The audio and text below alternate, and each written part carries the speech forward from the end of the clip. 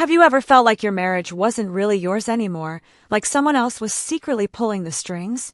That's exactly how I felt. Living under my mother-in-law's control, afraid to speak up, afraid to lose everything I'd built. But one night, when she showed up giving orders again, something inside me finally snapped, and that's when I decided to end her control once and for all. I still remember that night as if it happened yesterday. The house was quiet. Too quiet, the kind of silence that feels heavy, like something bad is about to happen. The clock in the dining room ticked loudly, echoing against the walls, each sound reminding me that my husband was late again. I didn't want to admit it, but I already knew why. I was standing by the table, carefully laying out the silverware, straightening the napkins that didn't even need to be straightened. It was my way of distracting myself. My hands were busy, but my mind was somewhere else. I was tired, not just physically, but emotionally, tired of pretending that everything was fine. Then, suddenly, I heard the sound of a car door slamming outside. My heart skipped a beat. I thought it was my husband, finally home. But before I could even move, the front door opened. No knock. No hello. Just the sharp creak of the hinges and the sound of heels clicking on the floor. And there she was, my mother-in-law. She walked in like a queen entering her castle, carrying that same expression she always had, the one that mixed pity and judgment, as if she couldn't decide whether to criticize me or feel sorry for me. Her perfume filled the room before she even spoke, a strong floral scent that always made me feel sick, not because of the smell, but because I associated it with control. "Where's my son?" she asked without greeting me, dropping her handbag on the chair like it belonged there. I took a deep breath. "He's not home yet," I said calmly, trying to sound polite. She clicked her tongue and crossed her arms. "Of course not. He works too much, because he has to make up for someone who doesn't contribute." Her words hit me like cold water. I wanted to argue, to defend myself, but I knew where that would lead. Every conversation with her turned into a battle, and somehow, I always ended up the villain. So, I just turned back to the table and adjusted a plate that was already perfectly placed. "Dinner's almost ready," I said softly. But she didn't stop. She never stopped. "You should have learned how to cook from me. My son deserves better than burnt food in a messy house." My hands froze. The food wasn't burnt. The house was spotless, but none of that mattered to her. Nothing I ever did was enough. For years, I had told myself that she just needed time to accept me, that eventually, she would see how much I loved her son. But deep down, I knew the truth. She didn't want me to be part of the family. She wanted to keep him for herself. That night, though, something in me changed. I turned around and looked at her, really looked at her. The woman, who had made my life a quiet misery for years, stood there in her expensive coat and gold earrings, acting as if she owned the world.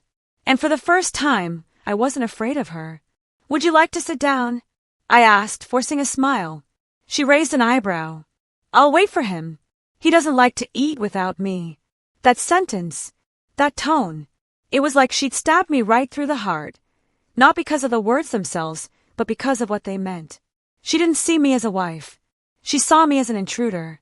I sat down slowly, watching her pace around the living room. Every step she took was a reminder that she had once lived in this house, not physically, but emotionally. My husband had built his world around her opinions, her rules, her expectations. And even though we were married, I was just a guest. Outside, thunder rumbled in the distance. The air grew heavier, thicker, as if the storm outside was somehow connected to the one inside me. Minutes later, I heard another car. This time, it was him, my husband. His headlights flashed through the window, and then the door opened again. He froze when he saw his mother. "Mom, what are you doing here?" "I came to make sure you're eating properly," she said sweetly, her voice suddenly soft, a tone she only used when he was around. Then she turned toward me, her smile fading, replaced by that cold glare that only I could see. He kissed her cheek and hung up his coat, completely oblivious to the tension that filled the room. I waited for him to sit down, then served dinner in silence. For a few minutes, no one spoke. The only sounds were the clinking of forks and the storm beginning outside. Then, as if she couldn't hold it in any longer, my mother-in-law said, "You know, darling, when your father and I were married, our home was always full of warmth and order." I just wish you had that too.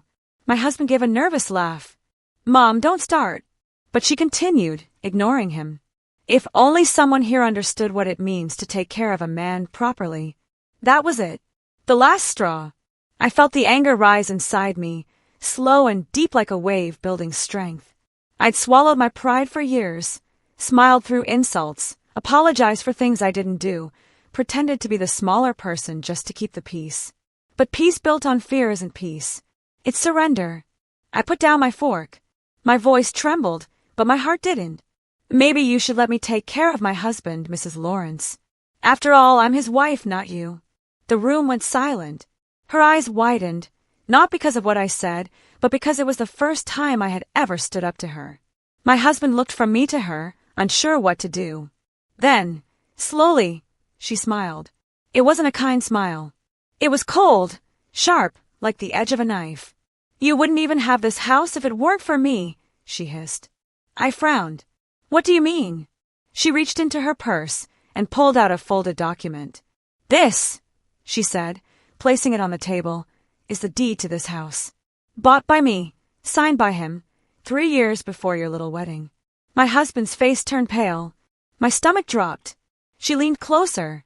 So before you start talking about what's yours, remember who made all of this possible. For a few seconds, I couldn't speak. I just stared at the paper, my hands trembling. The date on the document was clear, 3 years before our marriage. Everything I thought we had built together suddenly felt like a lie. When I finally looked up, my husband couldn't meet my eyes. That hurt more than anything she had ever said. The storm outside broke into thunder, rattling the windows. My mother-in-law smiled faintly and picked up her glass of wine. Now, if you'll excuse me, I think I've made my point. She took a sip, calm and victorious, as if she had just won a war she'd been fighting for years. But what she didn't know was that something inside me had awakened that night, something quiet but powerful. For the first time, I wasn't afraid of her power. I wasn't afraid of her lies. I wasn't even afraid of losing what I had. Because deep down, I realized something she never expected. The moment you stop letting someone control you, they lose all their power. And that was the night it all began. When people talk about marriage, they often describe it as a beautiful journey, two hearts joining together, building dreams, and walking side by side through life. But no one ever tells you that sometimes, love can turn into a quiet prison, one made not of walls, but of control, manipulation, and silence. My wedding day was supposed to be the happiest day of my life. I remember the sound of the church bells, the flowers, the music, the way my husband smiled when he saw me walking down the aisle. Everything looked perfect on the outside, like a picture from a fairy tale. But even fairy tales have shadows, and mine began the moment my mother-in-law stepped into our lives that day. She stood near the altar, her face painted with a smile that didn't reach her eyes. I should have known. When she hugged me after the ceremony, she whispered something that I will never forget. "Take care of my son," she said softly, but her tone carried a warning. "He's all I have." At the time, I thought it was just a loving remark, a mother being protective. But it wasn't love. It was possession. In the first few weeks after the wedding, I was full of hope. I decorated our new house, cooked his favorite meals, and imagined our future together, maybe kids, maybe a small garden, quiet mornings with coffee and laughter. But little by little, things started to feel different. It began with small comments from my mother-in-law. "You should use this color for the curtains. My son hates dark shades." "Don't cook that dish. It upsets his stomach. He likes it the way I make it." Or worse, "You shouldn't work so much. He needs someone who stays home, someone like I did for his father." At first, I laughed it off. I told myself, she just wants to help. She'll get used to me. But it didn't stop. Every time she visited, she changed something, moved the furniture, replaced my recipes, criticized the way I did laundry, even rearranged my closet. And my husband? He said nothing. He just shrugged and smiled, like it was normal. "She's just trying to help," he'd say. But help doesn't make you feel small. Help doesn't make you feel invisible. Soon, I began to realize that she wasn't helping. She was testing how far she could go. One afternoon, I came home from work and found her in our kitchen, wearing my apron, cooking his favorite meal.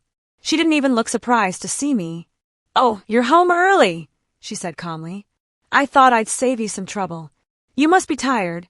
But what she really meant was, you're not needed here.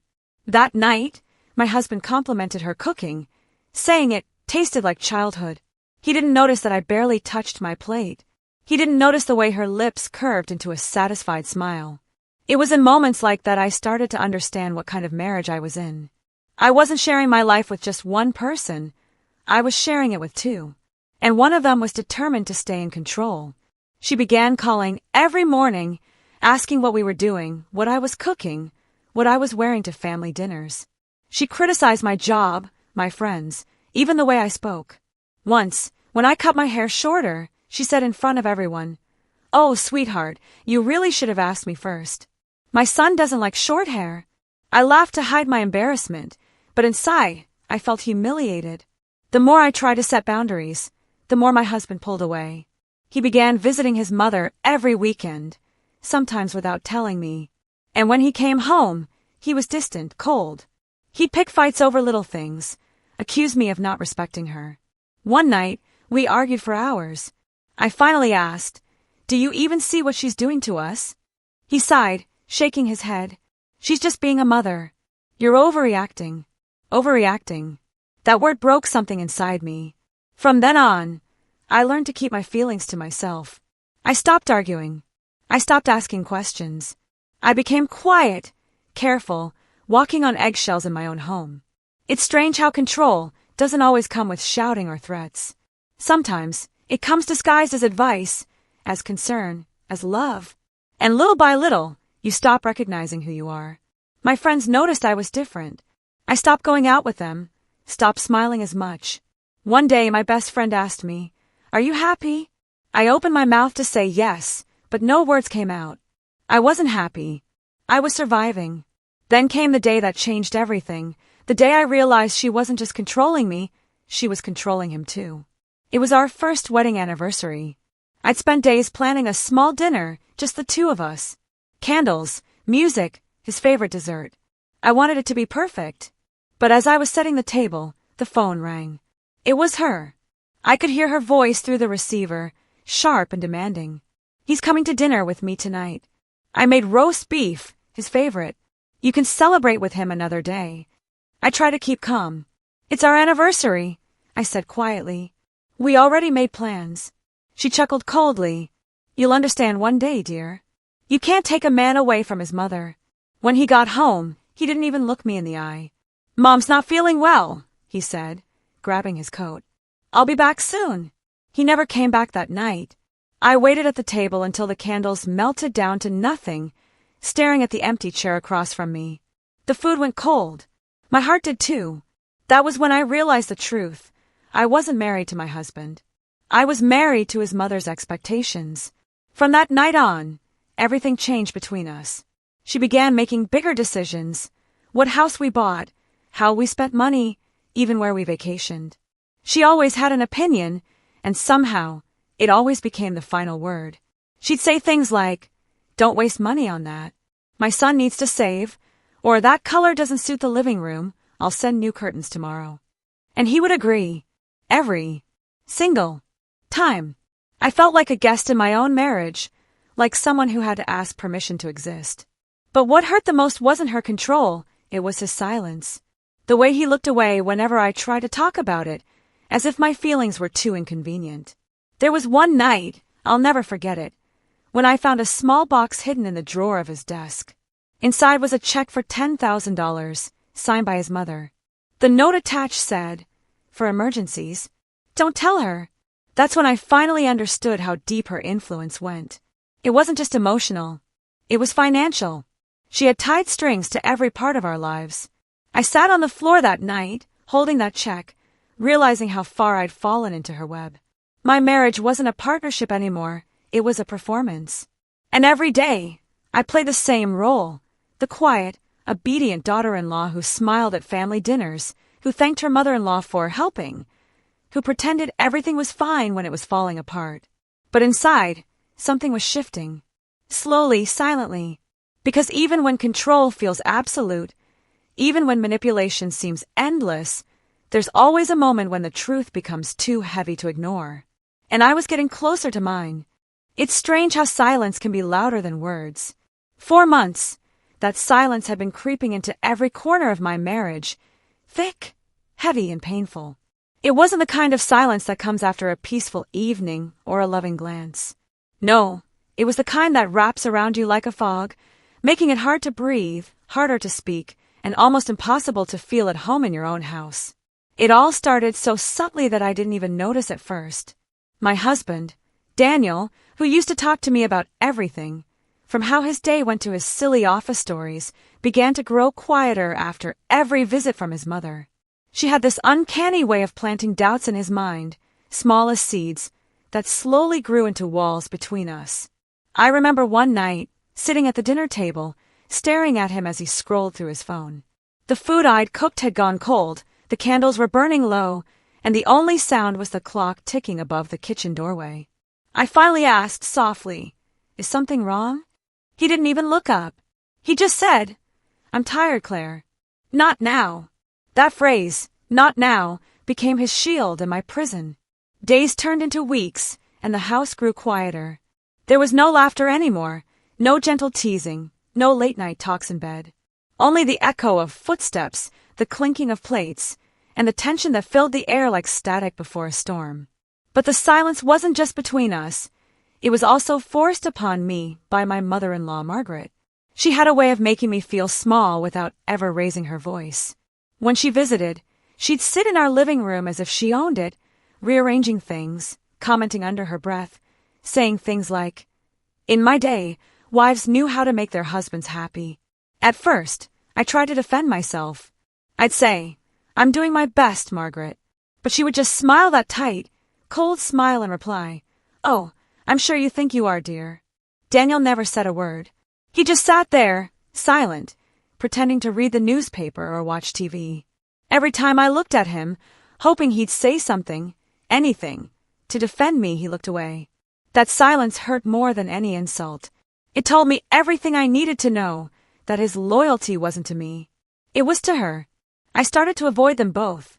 I'd spend hours cleaning, cooking, doing laundry, anything to keep busy and avoid the uncomfortable air that hung between us.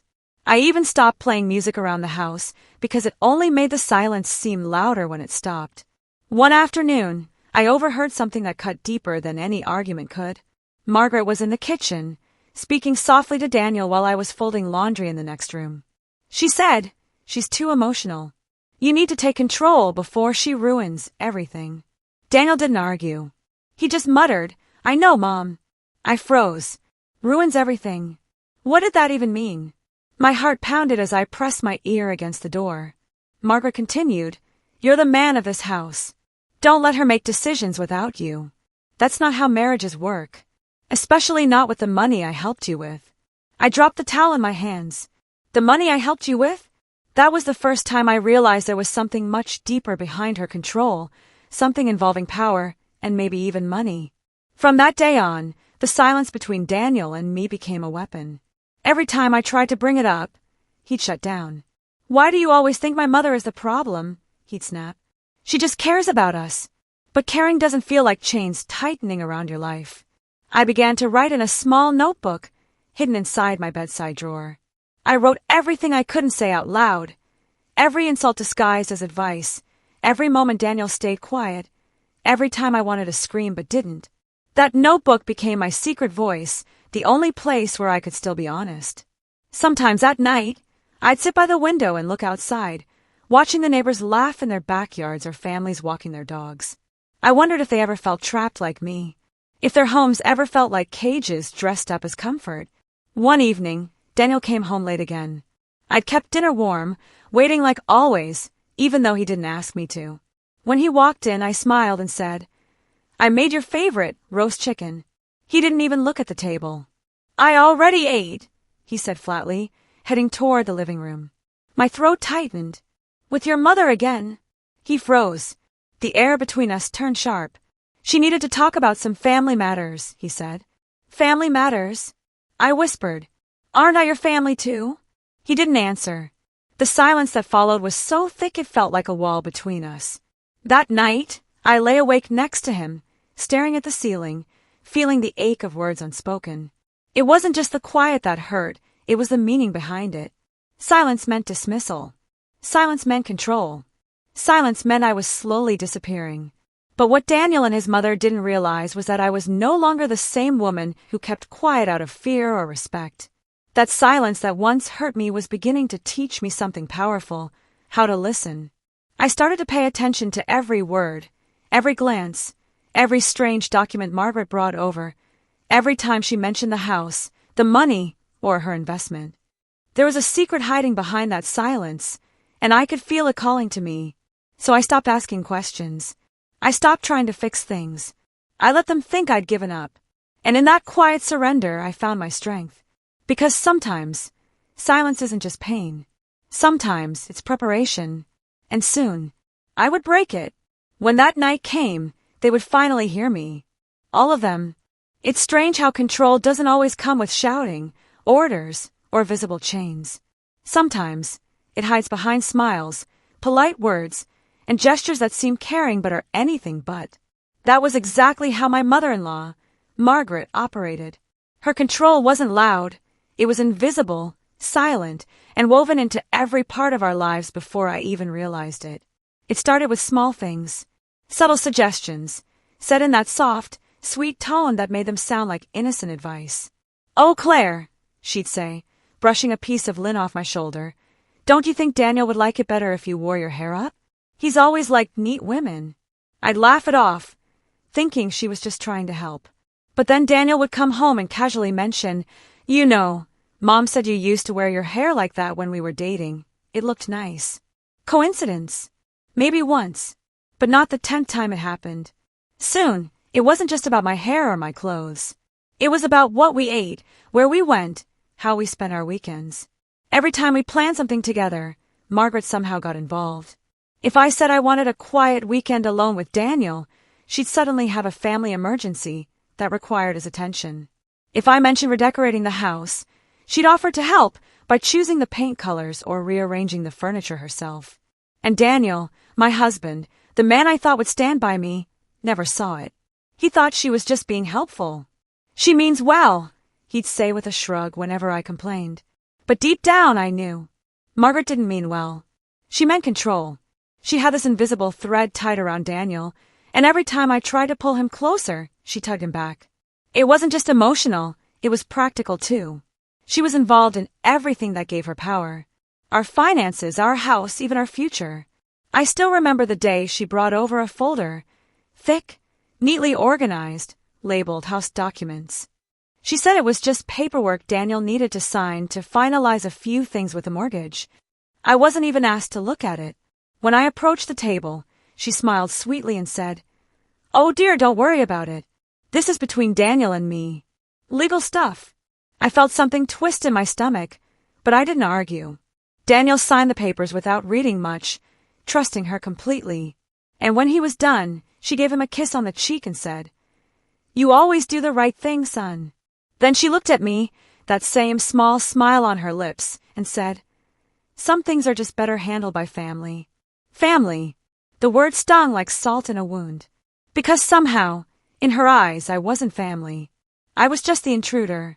After that day, her invisible control tightened. The money that once flowed easily between Daniel and me started to dry up. Whenever I asked about expenses, he grew defensive. "Don't worry about it," he'd say. "Mom and I have it under control." Under control.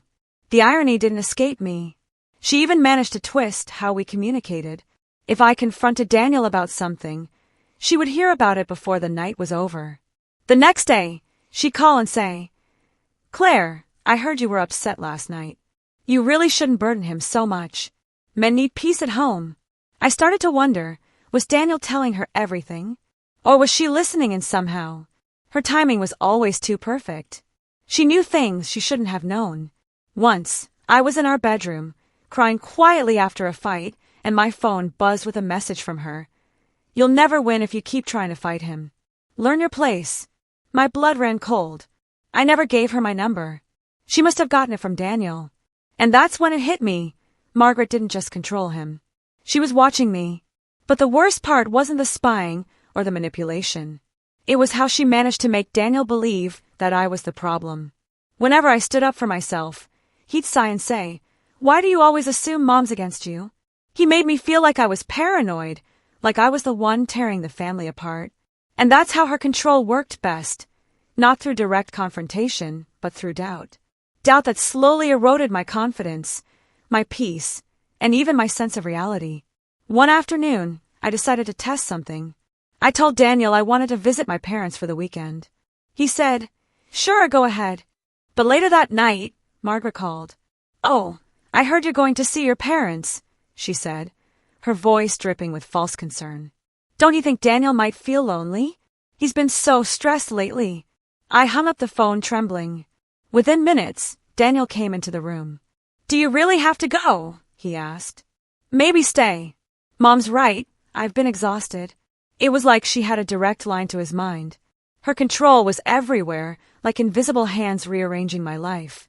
And for a while, I started to lose myself. I stopped arguing. I stopped dreaming. I stopped fighting back. That's what she wanted, to break me slowly, without ever raising her voice. I began to notice that even my friends stopped visiting. Margaret would accidentally show up every time someone came over, making them uncomfortable. She'd drop hints, saying things like, "Claire gets overwhelmed easily, bless her heart," or "Marriage isn't easy, especially when one person doesn't understand responsibility." She was rewriting my story, and I didn't even have a voice to stop her. The control became so normal that Daniel didn't even see it anymore. He'd call her before making any big decision, sometimes even before talking to me. "Mom knows best," he'd say with a chuckle. And every time he said it, a small piece of my heart cracked. Then one night, something happened that changed everything. I was cleaning the living room when I found a key under the sofa, small, silver, with a worn-out tag that read safe. I'd never seen it before. When I asked Daniel about it, he said, "Oh, it's probably one of Mom's old keys. She keeps forgetting things." But something in his tone told me otherwise. That key wasn't just an accident, it was a clue. A thread in the web she'd built around us. From that moment, I knew I needed to find out what she was hiding. Because her control wasn't just emotional anymore. It was tangible, rooted in something real, something that had power over our lives. I decided to stop being the quiet, obedient daughter-in-law she thought she owned. I would smile, nod, and play along, but behind that silence, I would start digging. Because if Margaret's control was invisible, then I would learn to see the unseen. And when I did, I'd finally pull every one of those invisible strings until her whole web came crashing down. She thought she was in control, but she had no idea that I was finally ready to take it back. I'll never forget that day, not because it was extraordinary, but because it started so normally. It was a bright Saturday morning, the kind that should have felt peaceful, full of warmth and laughter. Daniel had convinced me to attend a family gathering at a local restaurant. "It'll be nice," he said, kissing my forehead. "Mom really wants to see everyone together." I hesitated. Every family gathering with Margaret, my mother-in-law, felt like walking into a battlefield disguised as a dinner party. But Daniel looked so hopeful, so eager to please her, that I forced a smile and said, "All right, let's go." I spent hours getting ready, trying to choose an outfit that wouldn't draw her criticism. Too formal, and she'd say I was showing off. Too casual, and she'd say I didn't respect the occasion. In the end, I settled on a light blue dress, simple, neat, and safe. Or so I thought. When we arrived, the restaurant was already buzzing with voices and clinking glasses. Margaret was standing near the head of the long table, perfectly dressed in her usual pearls and cream suit, greeting guests with that same polished smile. The moment she saw me, her expression shifted, just slightly, but I noticed. It was the look she gave me whenever she saw something she didn't like, but was saving for later. "Oh, Claire," she said sweetly as we approached. "You look comfortable." It sounded like a compliment, but the pause told everyone what she really meant. A few people chuckled under their breath.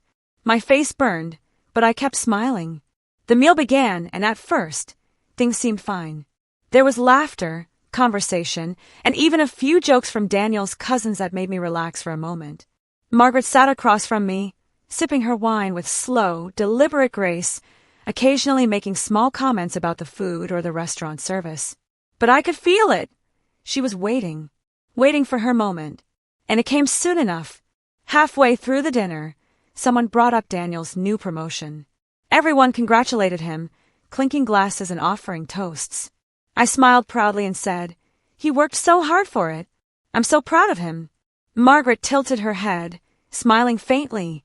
"Oh, yes," she said, her tone smooth as silk. "He's always been such a dedicated man, just like his father. I just hope he continues to make wise decisions even at home." The table grew quiet. My stomach tightened. I knew where this was going. "What do you mean, Mom?" Daniel asked, chuckling nervously. She set her wine glass down gently and looked directly at me. "Oh, nothing, dear. It's just that I've noticed some changes since the wedding. The house, the expenses, the choices being made." She smiled again, that dangerous kind of smile that hides daggers behind it. A man must always be careful not to lose control of his household. My heart dropped. My fork slipped from my hand, clattering onto the plate. "Margaret," I said softly, trying to keep my voice steady, "I don't think this is the right place." "Oh, I disagree," she interrupted sharply, still smiling. "Families should be honest with each other, don't you think? After all, I helped you two get that lovely home, didn't I?" Every eye at the table turned toward us. Daniel's face went pale. "Mom, please." But she wasn't done. "You wouldn't even have that house if it weren't for me," she said, her voice rising slightly, enough for the nearby tables to hear. "And now I hear that Claire wants to remodel it, using money she doesn't even earn." A wave of heat rushed over me. I felt my chest tighten, my throat closing. "That's not true," I managed to say. "Daniel and I discuss every decision together." She laughed, the sound sharp and cold. "Oh, darling, I'm sure you think you do. But tell me, when exactly did you start running things? Was it before or after you convinced my son to sign that paper?" My mind went blank. "What paper?" Her eyes gleamed. She reached into her purse and pulled out a folded document, crisp, official-looking, with Daniel's signature at the bottom. "This one," she said, waving it slightly. "The one giving me partial ownership of your home. Signed 3 years before you even married him." Gasps filled the room. I felt my hands go cold. Daniel's face turned red. "Mom, what are you doing?" he said, his voice trembling. "I'm protecting what's mine," she said calmly, then turned to the others. "You see, I invested in that house long before Claire came along. I just thought everyone should know the truth." The truth. The word echoed in my head like a cruel joke. I couldn't move. I couldn't even breathe. My humiliation was complete, exposed, dissected, and displayed for everyone to see. People whispered. Some avoided looking at me altogether. I stared at Daniel, silently begging him to defend me. But he just sat there, frozen, his jaw clenched, his eyes darting between his mother and me. "Mom, this isn't right," he finally said. "You shouldn't have." "Shouldn't have what?" she snapped. "Told the truth? Maybe if your wife had a little more respect for the people who built her comfort, I wouldn't need to." Tears welled in my eyes. My voice shook as I said, "I never wanted your money, Margaret. I wanted a family. I wanted peace." She smirked. "Peace comes with obedience, dear. Something you clearly don't understand." The room went silent again. Even the waiters pretended not to listen, but I could feel their eyes on me. I stood up slowly, my chair scraping the floor. My hands were trembling, but my voice came out steady. "You can humiliate me, Margaret, but you'll never own me." Her smile faltered for the first time. "Careful, Claire," she whispered. "You have no idea what you're playing with." I turned and walked away, my heart pounding so hard I thought it might burst. Behind me, I could hear Daniel calling my name, but I didn't stop. I walked out of the restaurant, out into the cool night air, tears blurring the city lights. Outside, I leaned against the wall, trying to catch my breath. I could still hear her words echoing in my head. "You wouldn't even have that house if it weren't for me." But beneath the shame, beneath the pain, something else was stirring. Anger. Not the kind that fades after a few hours, but the deep, burning kind that demands justice. For the first time, I saw Margaret for what she truly was, not a protective mother, but a puppeteer, pulling strings from the shadows. That night, as Daniel drove us home in silence, I stared out the window and made a quiet promise to myself. I would find out everything. Every lie, every manipulation. Every secret she kept hidden behind that perfect smile. Because what she didn't know was that humiliation can do two things. It can break you, or it can awaken you. And that night, Margaret's cruelty awakened something in me that she could never control again. She thought she had won in front of everyone, but she had no idea that the woman she humiliated that night was already planning her downfall. And soon, very soon, the tables would turn. There's a strange kind of longing that lives quietly in the chest of a woman who has never truly been seen. I had spent years living in a marriage that felt like a house of mirrors, every reflection distorted by my mother-in-law's presence. Every decision I made, every thought I dared to have, was filtered through the invisible, controlling hands of Margaret. And yet, there was one thing that she could never take from me, a hope, buried deep, of the family I had imagined, the one I wanted to nurture in my own way. I had always imagined myself as a mother, not just to a child but to a daughter. Someone who would look at me and see a reflection of strength, resilience, and love. But for years, that dream felt like a cruel joke. Every conversation with Margaret reminded me that my role was limited, scripted, and confined. She had cast herself as the matriarch, the keeper of wisdom, the one who decided what was right or wrong, leaving me to stand quietly in her shadow. It was on a rainy Wednesday morning that the idea of the daughter I never had began to haunt me more vividly than ever. Daniel had gone to work early, leaving me alone in the house, and Margaret was visiting, as usual, for her weekly check-in. I was in the kitchen, arranging a small vase of flowers on the counter, trying to make the space feel like mine for at least a few moments. The rain tapped against the windows, rhythmically, and I found comfort in the sound, even as the tension in the room thickened.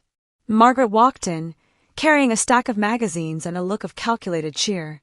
"Claire, darling," she said, "you really should consider taking notes from these. They have so many ideas for raising children the right way." I forced a smile, but my heart sank. I had wanted children, yes, but more than that, I had wanted to raise them free of this controlling shadow. My imagined daughter wasn't just a child. She was a symbol of what I had been denied. A chance to nurture life, to teach love, and to build a family without manipulation. "Margaret," I said quietly, "I don't think we need these right now. We don't have children yet." She chuckled lightly, the kind of laugh that sends shivers down your spine. "Oh, I know, dear. But one must prepare, mustn't one? You see, the proper upbringing of a child is everything. You wouldn't want my son to be burdened by mistakes, now would you?" I felt my hands tremble slightly. Her words were poisonous in their subtlety, teaching, guiding, and manipulating all at once. It was never just about advice, it was about control. She wanted to dictate my entire life, including the family I might one day have. That day, as the rain poured harder, I wandered into the living room and sat quietly, imagining what my daughter might be like. I pictured a girl with curious eyes and a warm smile, someone who would ask endless questions about the world, someone I could teach to stand strong even when the people around her tried to diminish her. I wanted to shield her from control, from fear, from the invisible chains Margaret had wrapped around me. But the dream was fragile. Every time I pictured her, I also pictured Margaret standing beside me, teaching her proper ways of being a daughter-in-law, a wife, a woman in the world. And I hated the thought, hated it with a quiet intensity that made my hands clench into fists. It was in that quiet fury, sitting by the window and listening to the rain, that I realized something essential. If I ever wanted to protect the daughter I never had, if I ever wanted to truly nurture life free of control, I would first have to reclaim my own life, my own choices, my own family, my own space. And so I began to observe Margaret more closely than ever. Every gesture, every whisper, every calculated compliment or criticism, nothing escaped my notice. I started to notice how she manipulated Daniel without him even realizing it. How she used money, gifts, and subtle reminders of her importance to keep him tethered to her whims. One afternoon, I followed my instincts and checked some old documents hidden in the study. My hands shook as I opened the folders, but the feeling of discovery was intoxicating. I found letters, receipts, and even small contracts that revealed how much influence she had exerted over our home and finances. It was a tangible proof of her invisible control, the key to understanding why our marriage had always felt like walking on eggshells. And then there was a letter addressed to Daniel, and signed, but clearly from Margaret. It was a meticulous set of instructions on how to correct his wife if she ever stepped out of line. Each line was a sharp knife in my heart. The letter didn't just control his actions, it attempted to control my very being. I realized, sitting there in the dim light of the study, that my dream of a daughter wasn't just a dream of motherhood, it was a dream of justice, of freedom, of passing on something Margaret had tried to steal from me. She could manipulate my husband, humiliate me in public, and dictate the terms of our lives, but she could not touch this vision I carried for the daughter I never had. That evening, I cooked dinner as usual, but my mind wasn't on the food. It was on plans, careful, meticulous, patient plans. Every move Margaret had made, every quiet word, every manipulation, had left breadcrumbs, and I intended to follow them, because to protect the daughter I never had, I would need to confront the woman who had tried to dominate every part of my life. Daniel came home that night, cheerful and oblivious as always. Margaret had called him earlier, praising his wisdom, in listening to her advice, but I could see the tension in his eyes. He sensed a change in me, though he didn't know what it meant. "Dinner's ready," I said, my voice calm but firm. "I thought we could eat together." He glanced at me, a flicker of something unspoken passing between us. Maybe hope, maybe fear, maybe the first recognition that I was no longer the quiet, obedient daughter-in-law he had married. Margaret didn't know it yet, but her grip on our lives was starting to loosen. And in the quiet of that evening, I made a promise to myself, to my husband, and to the daughter I never had. I would fight for the family I had imagined. I would fight for love untainted by control. I would fight for the right to live my life without invisible chains. The daughter I never had would grow up in a world where mothers-in-law could not dictate happiness, where love was free, and where respect was earned, not forced. And nothing, not even Margaret, could stop that, because every battle begins with a single step. And that night, I had taken mine. Sometimes, a single moment has the power to change everything. A fleeting glance, a single word, a small action that reveals the truth, so clearly it cannot be ignored. 4 months, I had endured the invisible chains of my mother-in-law, Margaret, her silent manipulation, and the cold compliance of my husband, Daniel. I had swallowed humiliation, frustration, and isolation. I had become a ghost in my own home. But every chain has a breaking point, and for me, that point came on an ordinary Thursday, an ordinary day that would become unforgettable. I had spent the morning cleaning the house, preparing lunch, and going about my quiet routine, trying not to stir any of Margaret's well-practiced manipulations. Daniel had gone to work, and Margaret had called earlier that week, promising a surprise visit to check on our house and offer her guidance on, of all things, the placement of my indoor plants. At first, I had tried to laugh it off, convincing myself that it was just a minor annoyance. But deep down, I knew her visits were never just social, they were strategic, a careful inspection of my life, my choices and my boundaries. The doorbell rang at precisely 11:15 a.m.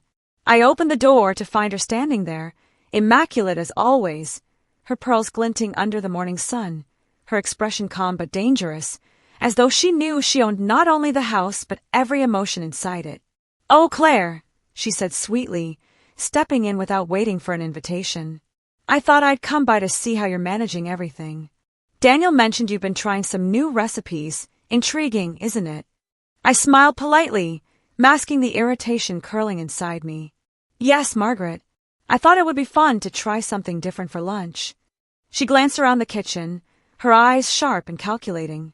"Interesting choice," she said, picking up a cookbook from the counter. "You know, when Daniel and I were choosing meals for our home, we always made sure to follow tradition. New recipes can sometimes confuse people. Every word she spoke was carefully crafted to make me feel inadequate. I said nothing, pouring tea for both of us, trying to maintain my composure. Then came the moment that would break the dam. Margaret walked over to the living room, examining a vase of flowers I had arranged. She tilted it slightly and said, "You see, Claire, flowers should be arranged in a way that shows respect for the space. Daniel and I always did it properly. The symmetry, the proportion, it matters. But I suppose that's hard for some people to understand." I felt a flash of anger, sharp and sudden.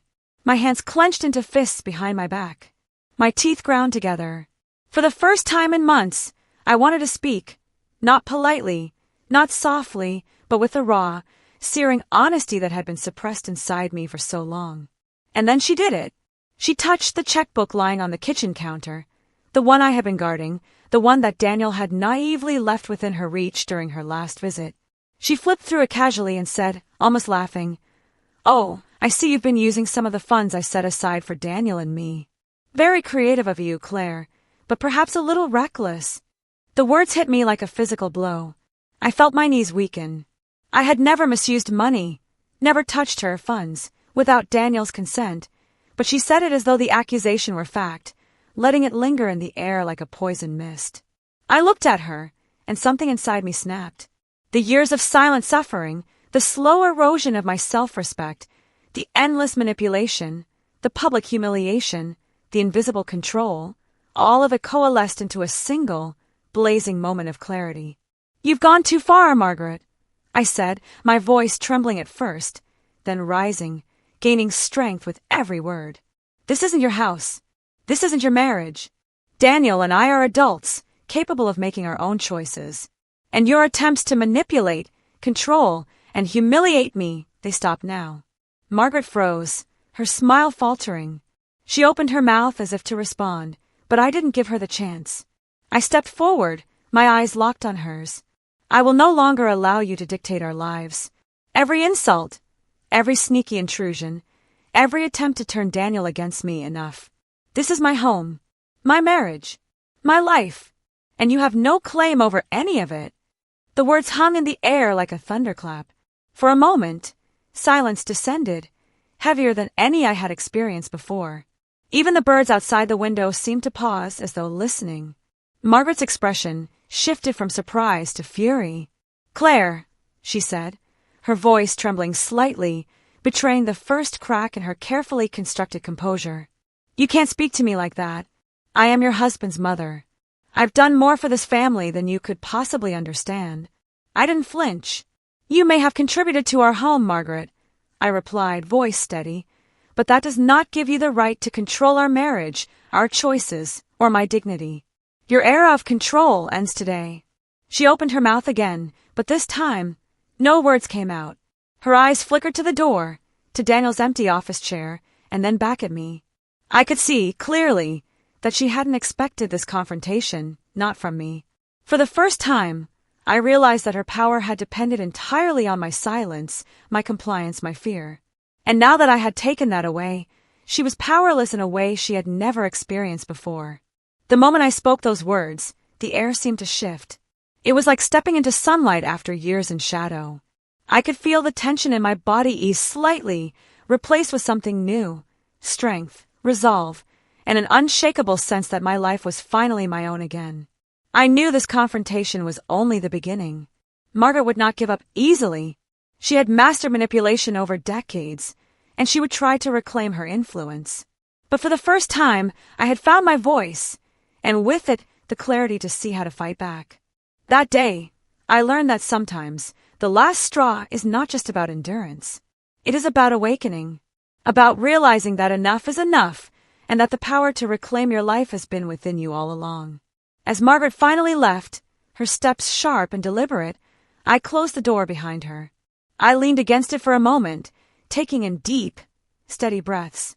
The house felt different, lighter, quieter, freer. I knew this confrontation would change everything, not immediately, but inevitably. And in that quiet after the storm, I realized something else. No matter what she tried next, her threats, her manipulations, her silent invasions, she could never take away the strength I had finally reclaimed. That day, the chains broke, and the real battle for control, for dignity, for the marriage that was rightfully mine, was only just beginning. After the confrontation with Margaret, the house felt strangely quiet. It was a calm that carried tension beneath its surface, like the brief pause in a storm before the thunder returns. I had reclaimed my voice, finally spoken my truth, and yet I knew this was only the beginning. Margaret had not surrendered. She never surrendered without a plan, and somewhere in the depths of her control, she still held a weapon I hadn't yet discovered. The first hint of it came unexpectedly. While organizing the study one rainy afternoon, I noticed a small envelope tucked behind an old stack of magazines. It was nondescript, slightly yellowed with age, and had no name on it. Curiosity burned within me, stronger than any caution, and I carefully slid it out. The moment my fingers touched it, a strange chill ran down my spine. There was a weight to it, a sense of importance that made the air in the room feel heavier. I took it to the dining table, my hands trembling as I carefully opened the flap. Inside, there was a single document, an official-looking sheet with Daniel's signature at the bottom and a date that made my heart skip a beat. 3 years before our wedding. My eyes widened as I scanned the text. It wasn't just any paper. It was a legal document granting Margaret partial ownership of our home, and in its fine print, a subtle clause giving her influence over financial decisions and property matters. I could feel my pulse pounding in my ears. 3 years before we even married? How had Daniel signed this without me knowing? How had Margaret kept this hidden, using it as a silent lever to control not only him but me, our marriage, our future? I sank into the chair, gripping the edges, trying to steady my breathing. The reality of her manipulation became undeniable. Every advice she had given, every criticism disguised as guidance, every small push and pull had been part of a plan to assert authority, to ensure that I never had true control over my life. The weight of the betrayal hit me in waves. Daniel had no idea, I thought. He had always trusted his mother, and because of that, he had unknowingly handed over power that was meant to be ours jointly. And yet, the realization cut deeper than anger. It was humiliation, betrayal, and fear all at once. I carefully placed the document on the table and ran my fingers over the embossed seal. I imagined Margaret's smug smile, the quiet confidence she must have felt knowing that her control was backed by something tangible, something legal. The room seemed smaller suddenly, the walls closing in, pressing the truth onto me like a physical weight. That evening, when Daniel returned from work, I didn't show him the document right away. I wanted to feel the moment fully, to prepare for the confrontation. But I could see the concern in his eyes, the unease that had started creeping into his manner since my confrontation with Margaret the week before. "Claire, are you okay?" he asked, his voice tentative, almost fearful. I looked up, my hands clasping mine, and smiled faintly.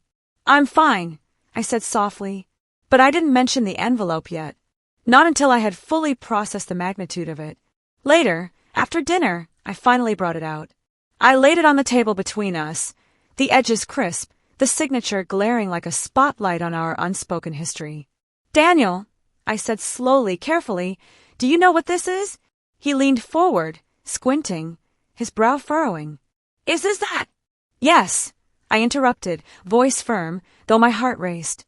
"This is the document your mother had you sign 3 years before we married. It grants her influence over our finances and our home. You signed it, and I never knew. Do you understand what this means?"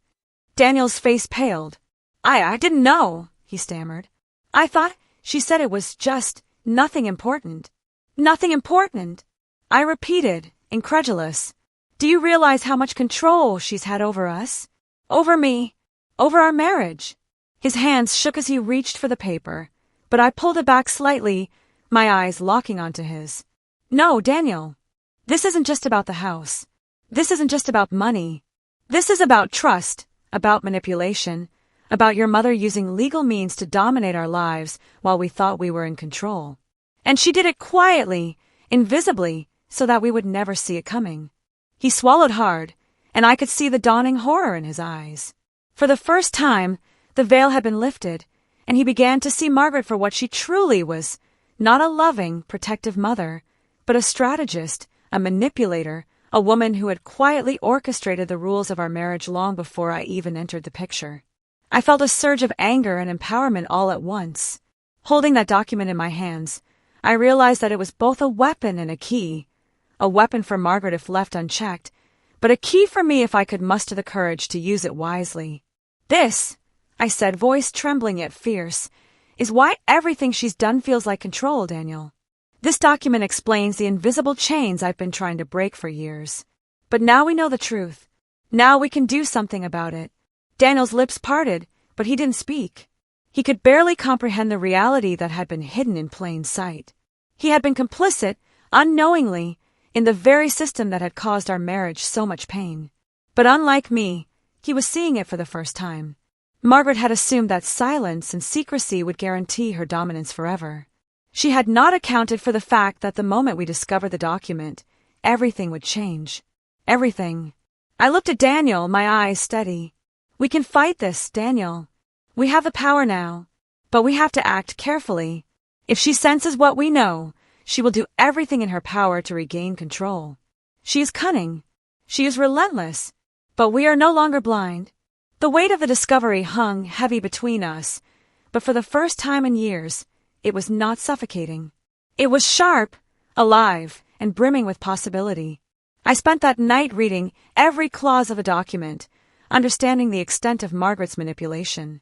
There were loopholes, there were clauses, there were opportunities hidden in the fine print that could shift the balance back to us if we were clever enough to act. And as I lay in bed that night, staring at the ceiling, I felt a strange calm wash over me. The humiliation, the silence, the invisible control, they had all led to this moment. Every injustice Margaret had inflicted upon me had prepared me for the next step. The document was proof, yes, but more importantly, it was the beginning of my revenge, my strategy, and my reclaiming of our marriage. Margaret thought she had orchestrated everything perfectly. She thought she had all the power, but she didn't know that the truth, once discovered, has a way of turning tables. And now, with the document in my hands, the game had changed. I smiled faintly, the fire burning in my chest. The mother-in-law who had controlled our lives for so long had just unknowingly given me the weapon I needed to end her reign. And when the time came, she would see just how irreversible the discovery of one simple document could be. Because from this moment forward, I was no longer the silent, obedient daughter-in-law. I was the woman who held the key to freedom, justice, and finally, the marriage that had been stolen from me. And Margaret would never see it coming. The first time I saw Margaret falter, it was subtle, almost imperceptible. A twitch at the corner of her mouth, a hesitation in her voice, the faintest flicker of uncertainty in her eyes. But I had been watching her for years, cataloging every gesture, every calculated smile, every manipulation designed to make me small. And now, the time had come. The document I had discovered, proof of her long-hidden control, was my key, and Margaret was about to realize that her carefully constructed world was beginning to crumble. It started that Monday morning, as she arrived unannounced for her usual inspection. I had anticipated her visit and prepared meticulously. The house looked impeccable, every item arranged with precision, but more importantly, my demeanor had changed. I no longer felt the nervous weight of subservience. I walked with my head high, my eyes steady, my tone calm yet firm. The moment she stepped in, I could feel her sensing the difference. "Claire, darling," she said, stepping inside with a smile that used to terrify me. I thought I'd pop in to see how things are going. I returned the smile, measured, confident, almost imperceptibly challenging. "Good morning, Margaret. Please, make yourself comfortable." Her eyes narrowed slightly.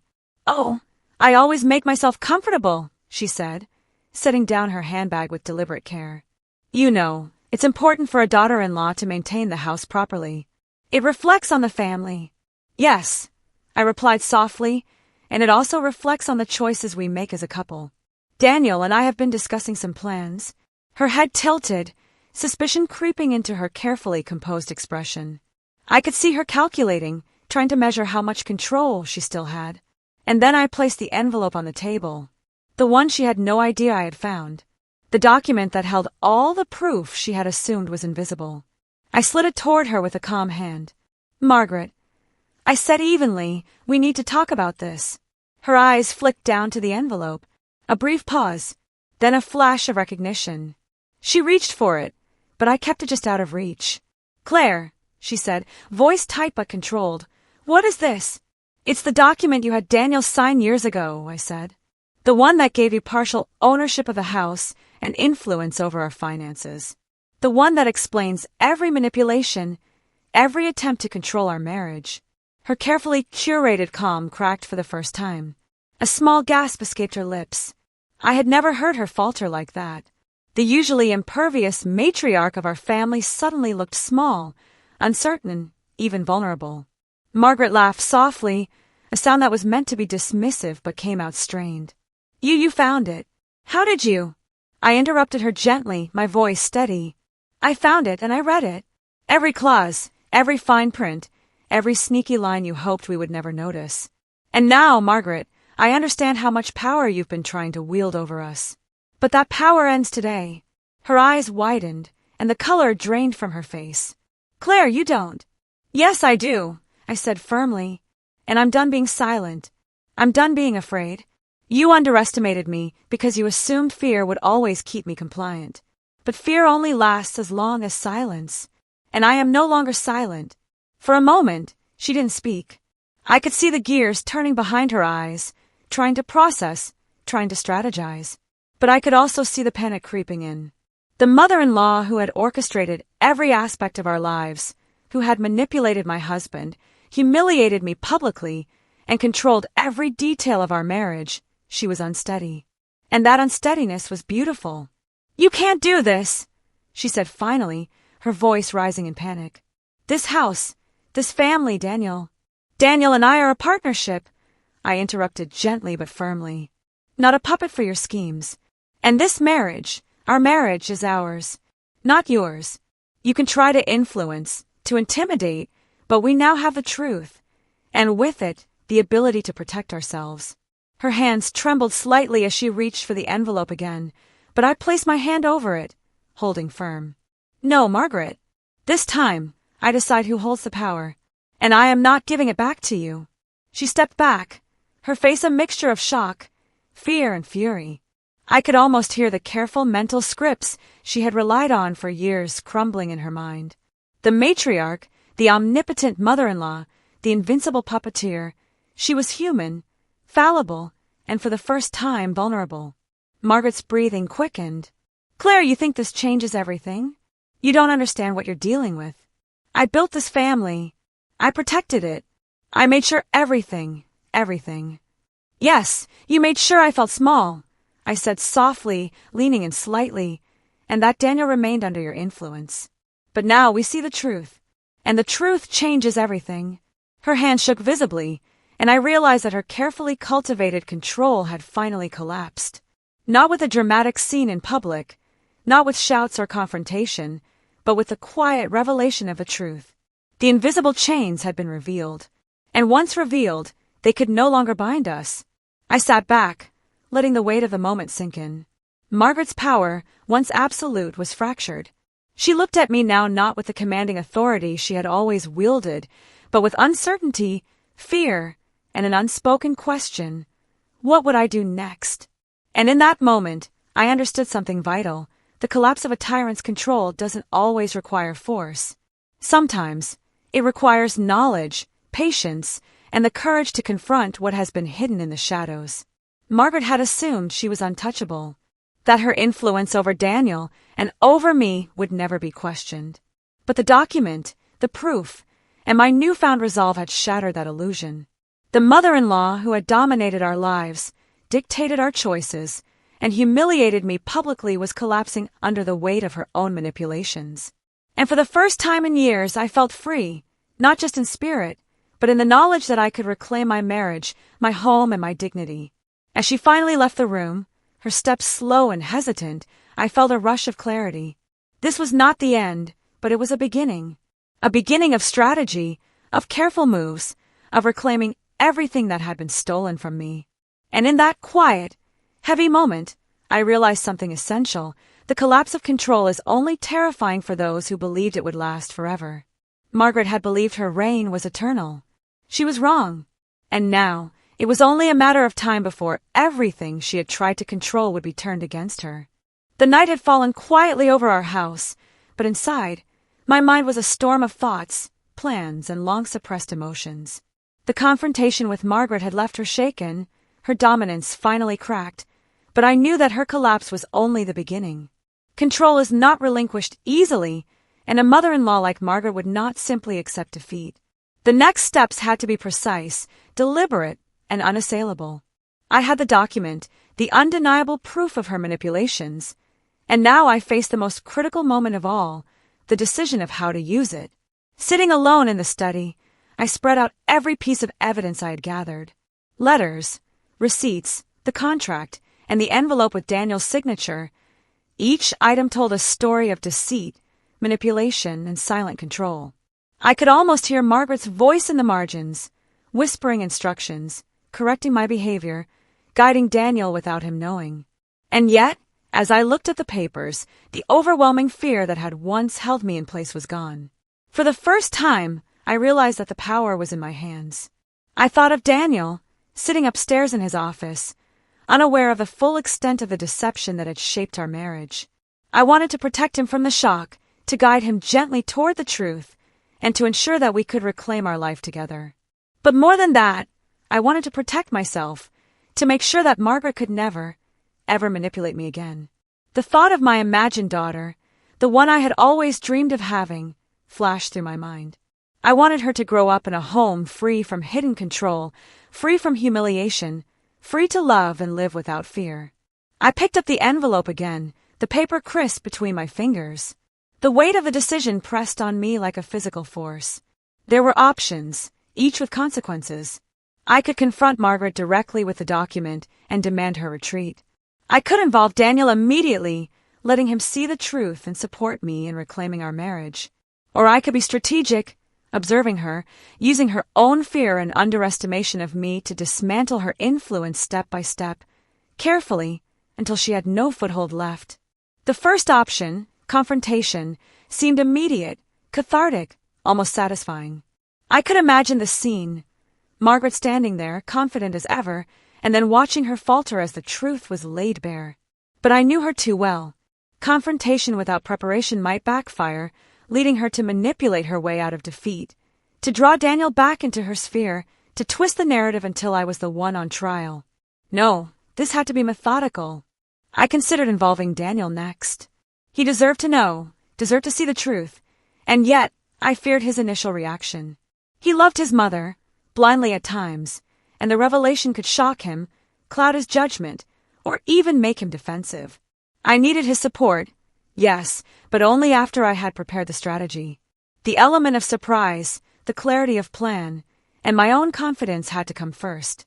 And so I decided, the plan had to be my own, executed with precision. I would start quietly, revealing small truths, creating situations that exposed Margaret's manipulations naturally.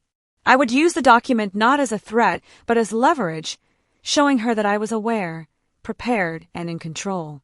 Every move she made, every attempt to regain influence, would be anticipated, countered, and nullified.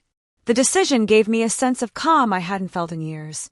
The fear, the anxiety, the silent suffering, they were replaced by focus, determination, and a quiet fire of justice. I realized that this wasn't just about reclaiming my marriage. It was about reclaiming my life, my dignity, and the ability to create a family on my own terms. I pictured Margaret waking up tomorrow morning, thinking she could continue her subtle domination.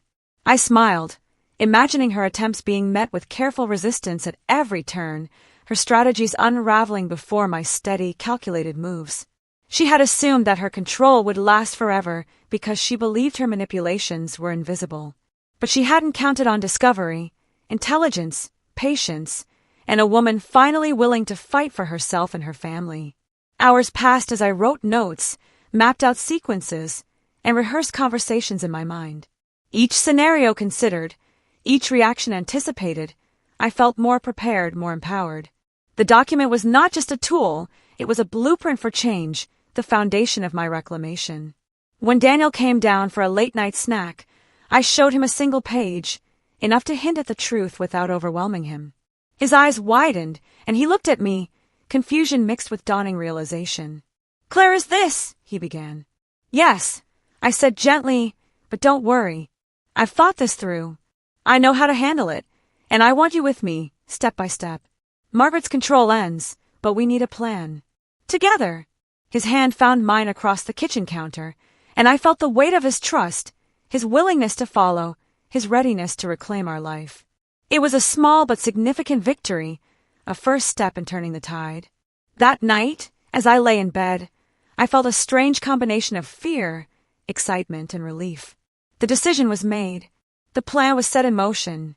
The mother-in-law who had haunted our lives, dictated our choices, and humiliated me publicly would soon face the consequences of her overreach. I closed my eyes and imagined the future. A marriage free of manipulation, a family built on trust and respect, and the daughter I had always dreamed of having growing up in a home filled with love, not fear.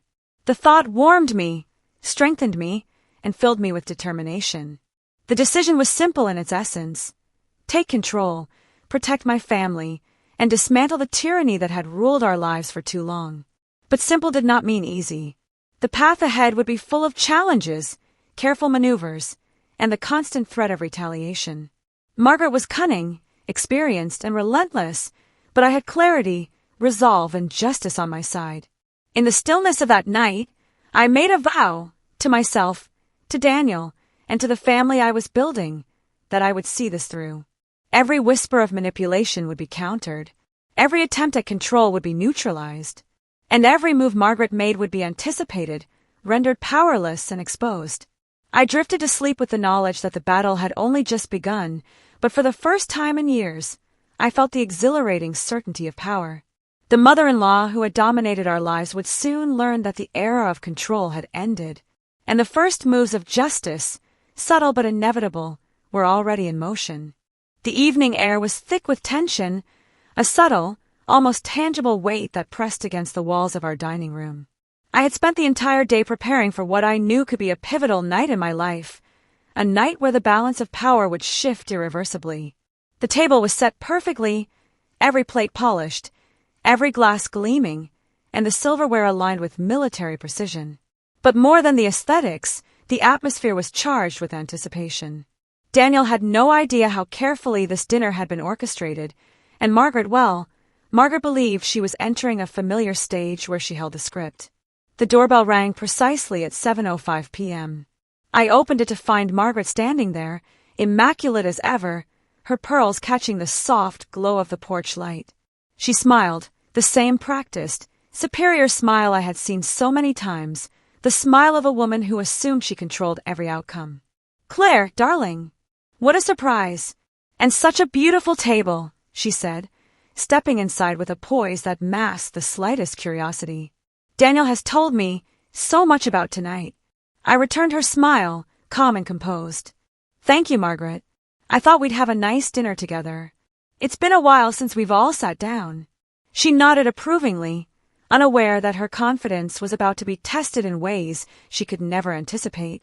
Daniel came down shortly after, tying his tie absent-mindedly, glancing between us with a mixture of excitement and confusion.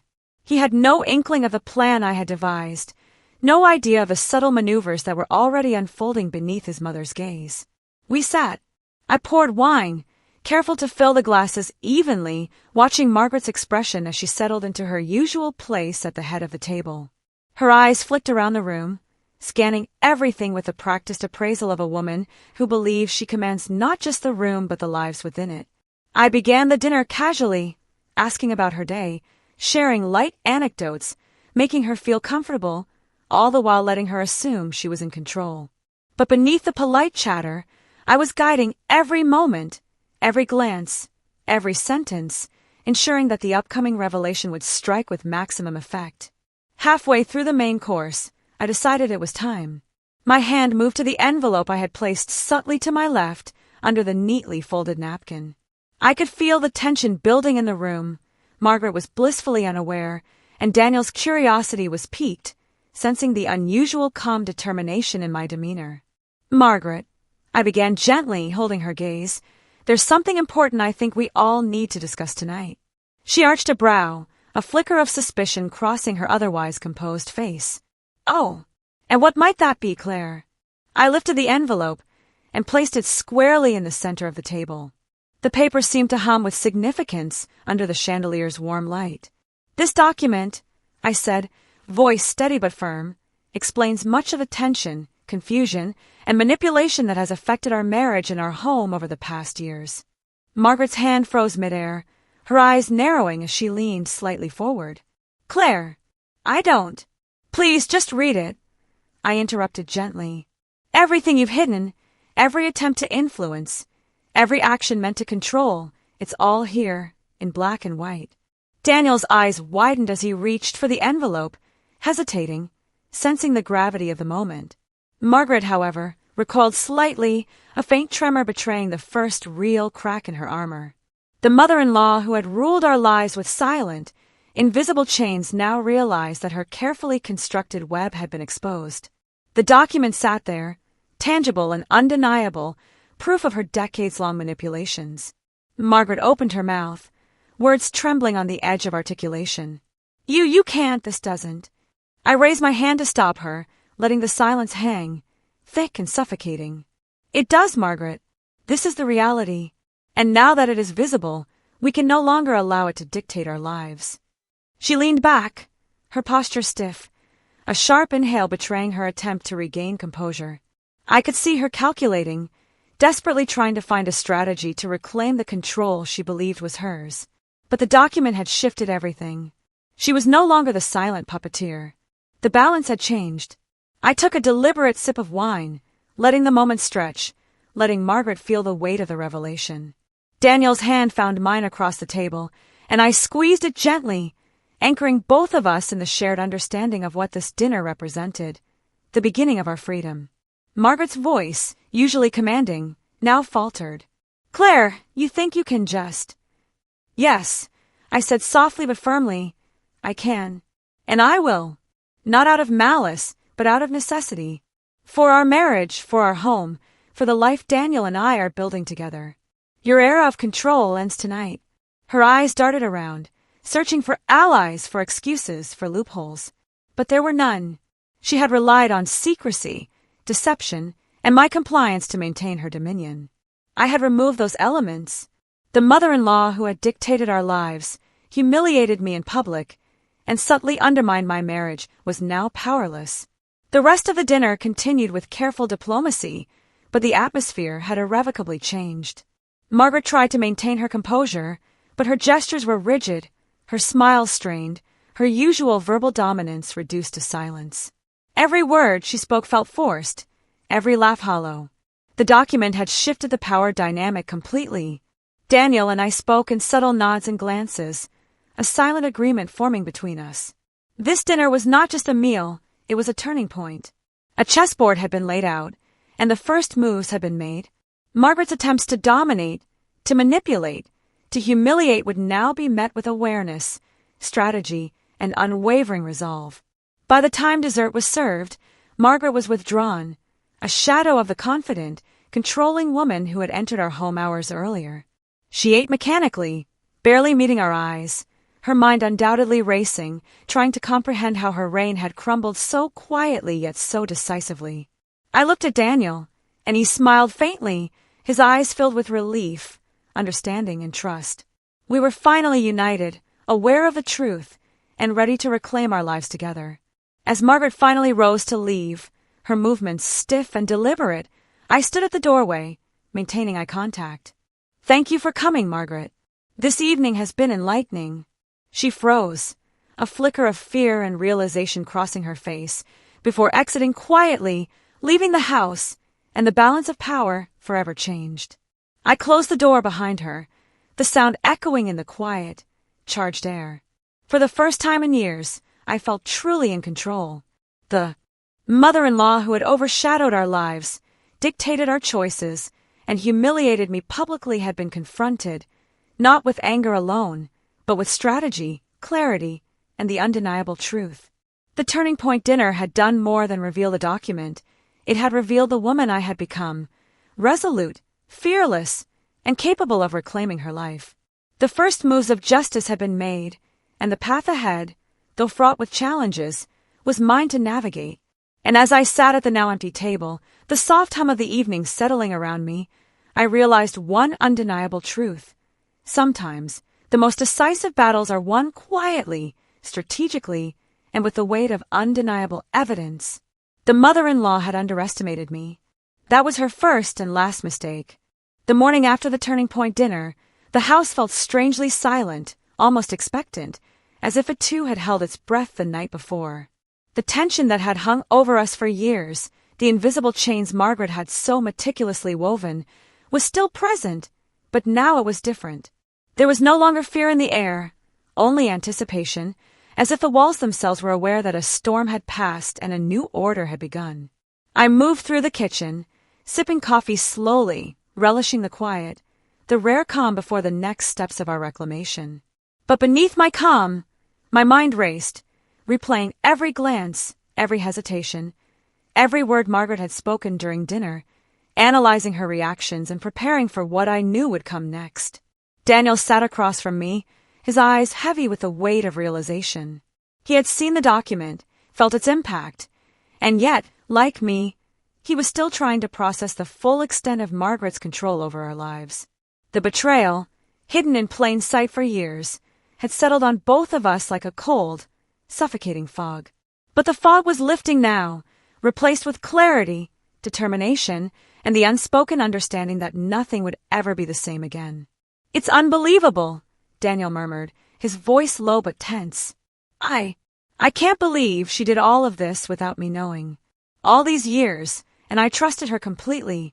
I reached across the table and took his hand, a grounding gesture, connecting us in shared purpose. "Daniel," I said softly, "that's exactly why we have to be careful. We know the truth now, but Margaret, she is clever. She won't give up easily, and she will try to regain control. But we are ready for her. We have the advantage." His eyes met mine, wide, vulnerable yet determined. "And what about the house? The document, everything? Can we actually fight her legally?" I nodded slowly, feeling the surge of empowerment as the realization of possibility settled over me. "We can, Daniel. The document proves everything. But it's not just about legality. It's about awareness, strategy, and exposing the truth when the time is right. We don't need to rush blindly. Margaret has always relied on secrecy. Once the truth is fully revealed, she'll have nowhere to hide." As we spoke, I could hear the faint sounds of movement upstairs. Margaret was awake, I assumed, pacing in her bedroom like a caged predator sensing that her dominion had been compromised. I knew she was aware of the shift, sensing the subtle but undeniable change in our demeanor, the quiet confidence I now carried, and the unspoken alliance forming between Daniel and me. I poured another cup of coffee, feeling the warmth seep into my hands and, symbolically, into my resolve. The revelation of the document had done more than expose her manipulations, it had given us clarity. We could see the mechanisms of her control, the way she had strategically placed herself between Daniel and me, the subtle power plays that had gone unnoticed for years. Every insult disguised as advice, every public humiliation, every quiet insinuation, all of it traced back to her intent to dominate our lives. And yet, Margaret had made a critical error. She had assumed that control was unbreakable because it had been invisible. She had relied on fear, silence, and Daniel's blind trust. But the revelation had shattered all of that. Later that afternoon, I found myself in the study again, reviewing the document, taking meticulous notes. Each clause, each fine print detail, each signature became a weapon, a tool to dismantle the carefully constructed hierarchy she had built over decades. I began to understand that this was not just about reclaiming control, it was about justice, about setting the boundaries that should never have been crossed, and about protecting the future of our marriage and family. I imagined Margaret's expression as the realization settled in, the knowledge that the invisible chains she had relied upon for years were now fully visible and could be dismantled piece by piece. She would feel fear, yes, but also incredulity, disbelief, and the slow, dawning understanding that her careful strategies could no longer hold sway. When Daniel returned from a late meeting, I shared with him not just the document but my thoughts, my plan, and my vision. His initial shock had softened into resolve, and together we began to strategize the next steps. We spoke quietly, deliberately, planning how to confront Margaret in ways that would neutralize her influence without unnecessary confrontation. The revelation had given us not just knowledge but power, the power to reclaim our lives carefully, methodically, and irrevocably. That evening, as the sun dipped below the horizon, casting long shadows across the house, I felt a sense of anticipation unlike anything I had experienced in years. Margaret would come down expecting normalcy, expecting obedience, expecting the familiar cycle to continue. But she would be met with clarity, resistance, and the unwavering knowledge that we knew her secrets. I pictured the conversation we would have, the subtle ways I would assert control, the careful timing of revelations that would expose her manipulations without creating chaos, but with absolute certainty of outcome. Every plan, every strategy, every action would now be informed by the revelation that had changed everything. In that moment, I realized the full significance of the word revelation. It was not just the uncovering of a document or a truth. It was the illumination of years of hidden influence, the exposure of deceit, and the awakening of power within myself that Margaret could no longer suppress. The house was quiet once more, the evening calm settling around us, yet the air was electric with potential. The revelation had opened doors, shifted dynamics, and prepared the stage for what was to come. Margaret had assumed she could always maneuver, always control, always dominate. She had not counted on discovery, intelligence, and courage working in tandem. And I knew, deep in my bones, that the revelation was only the beginning. The mother-in-law who had cast a shadow over our marriage, who had humiliated me publicly, and who had manipulated Daniel and me for years would soon confront a reality she could no longer influence. As I looked out the window, the city lights twinkling below, I felt a quiet smile touch my lips. This revelation was not just proof, it was the catalyst for change, the spark that would ignite a new chapter in our lives, one where Margaret's reign of control would end, and our marriage, finally, would belong entirely to us. And somewhere in the depths of the house, I could feel Margaret sensing it. The realization would come slowly, painfully, and inevitably. The mother-in-law who had once seemed untouchable would soon understand that her power was gone. Because now the truth was ours. And with the truth, everything changes. The days following the revelation were quiet on the surface, but beneath that calm, a storm was brewing. Margaret, once untouchable, was fraying at the edges. Her perfectly composed demeanor had begun to crack, the cracks invisible to anyone else but glaringly obvious to me. I could sense her desperation in the subtle shifts of her posture, in the carefully measured words that now stumbled from her lips, in the way she lingered longer in hallways, her eyes darting as if searching for a safe path back to control. The mother-in-law who had once dictated every aspect of our lives, who had humiliated me publicly, who had puppeteered Daniel's decisions, she was beginning to panic. It started with small things. Forgotten appointments, missed phone calls, emails left unanswered. Margaret's usual precision and domination faltered, replaced by hesitations and uncertainty. I could hear it in her voice during a casual phone call to Daniel that afternoon. "Daniel, I thought maybe we could discuss this calmly," she said, the usual commanding tone replaced by quivering uncertainty. Daniel, who had grown stronger and more aware since the revelation, responded evenly, "Margaret, we've already discussed this. Claire and I are handling it. Please, let us manage our own affairs."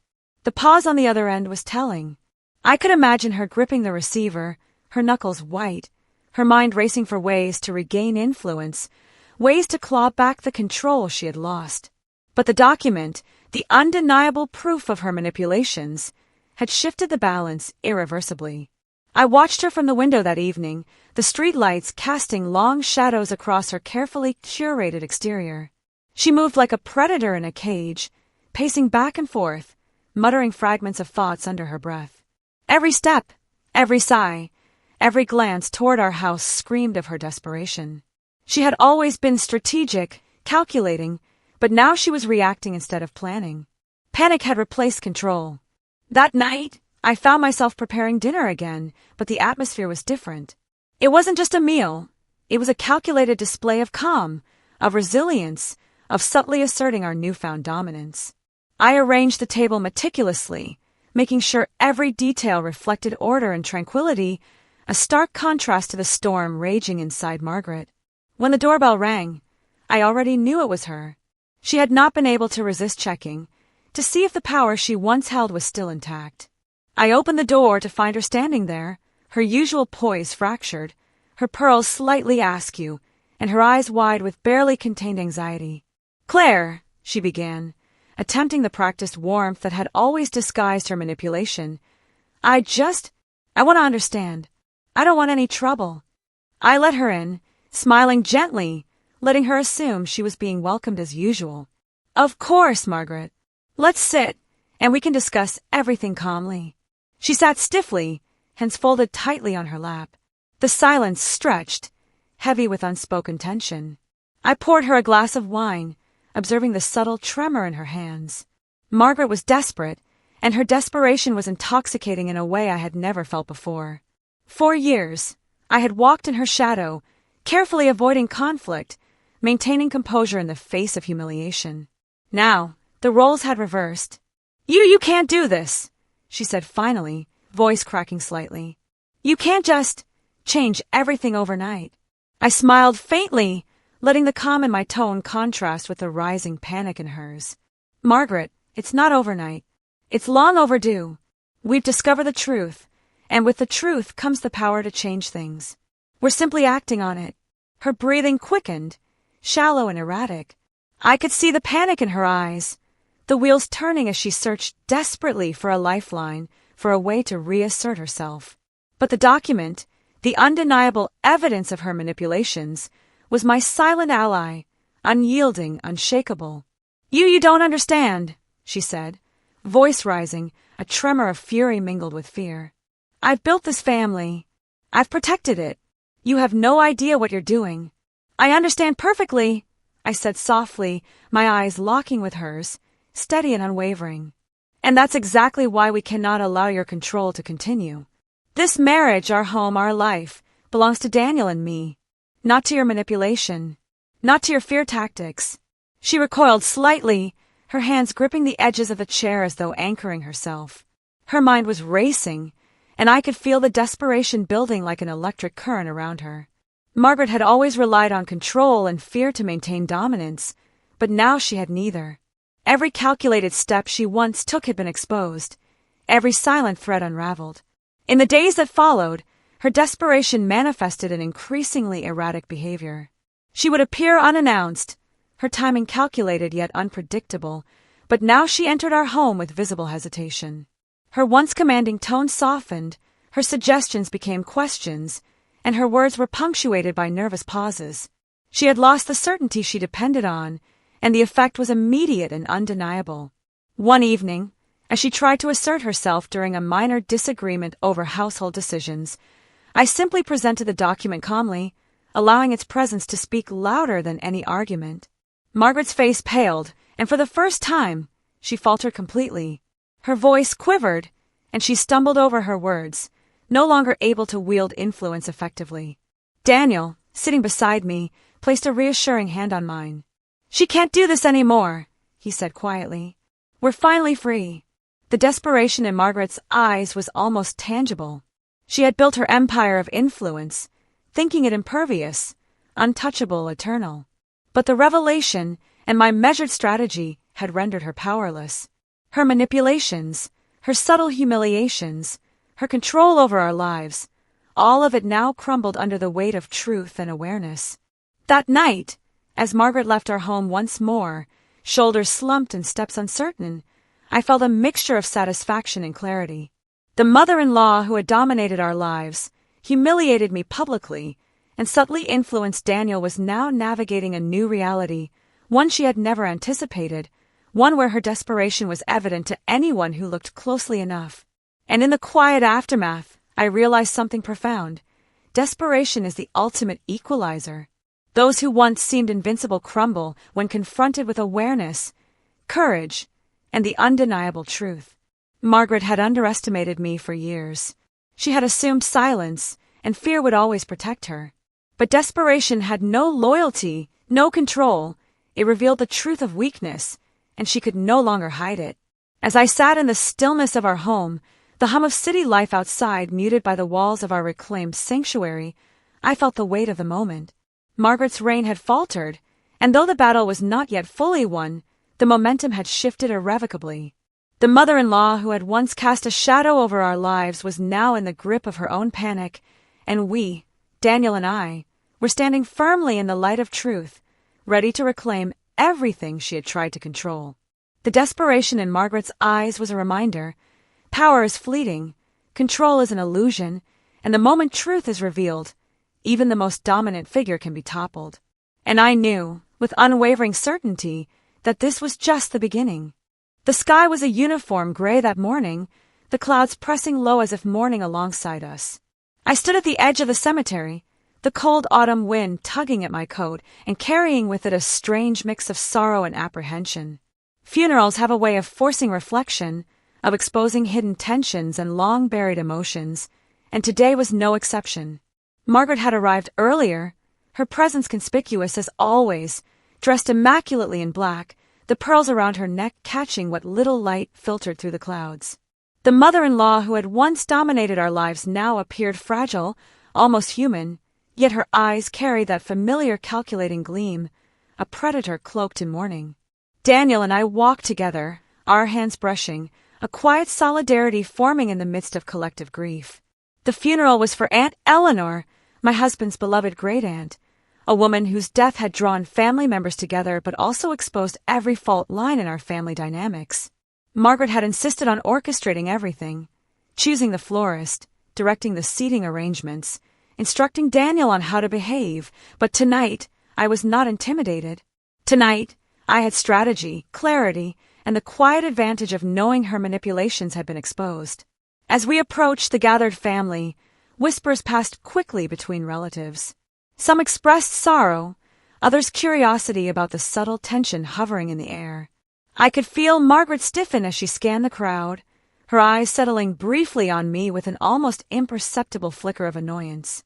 The control she had so long assumed over every room, every conversation, every decision was now tenuous at best. The service began with solemn hymns, the priest's voice echoing through the small chapel, each word heavy with reverence and weight. I sat beside Daniel, squeezing his hand under the pew, and felt the steady rhythm of our united presence counteracting Margaret's nervous energy beside us. Every now and then, her gaze flicked toward the front, scanning faces, judging reactions, calculating her next move. But the revelation of the document, the careful dismantling of her influence in recent weeks, had weakened her confidence. She was aware, now more than ever, that her control was fragile and fleeting.